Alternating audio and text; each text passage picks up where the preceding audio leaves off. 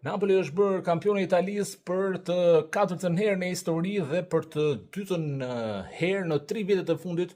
duke pasur në krye një trajner si Antonio Conte këtë radhë, i cili e fitoi këtë trofe për herë të 5 në karrierën e tij, por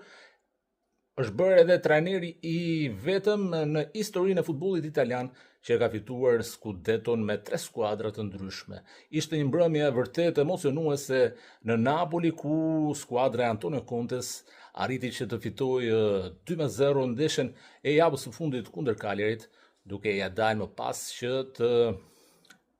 vendos duart tek titulli që u shëndrua në një makth për Interin, përderisa nuk vleti fitoria që arriti kjo skuadër në Como në transfertën e javës së fundit të kampionatit italian. Kështu ka fest në Napoli gjatë të gjithë orëve të fundit, duke festuar një kampionat që duhet thënë se ishte një kryevepër e Antonio Contes, por edhe një triumf i merituar i skuadrës me në krye pikërisht Amir Rahmanin, i cili u bë dhe shqiptari i parë që fiton 2 titull kampion në Itali, duke mundur atë që kishte arritur Naim Kryeziu, i dal kampion në vitin 1942 me Romën.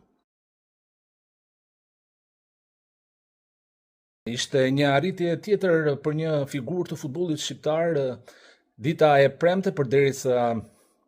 Iglitare firmosi me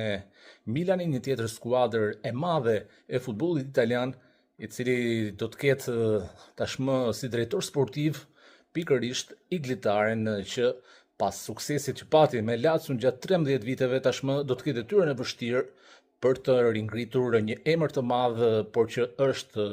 në periudhë jo të mirë për momentin, siç është Milani, 7 herë kampion i Europës.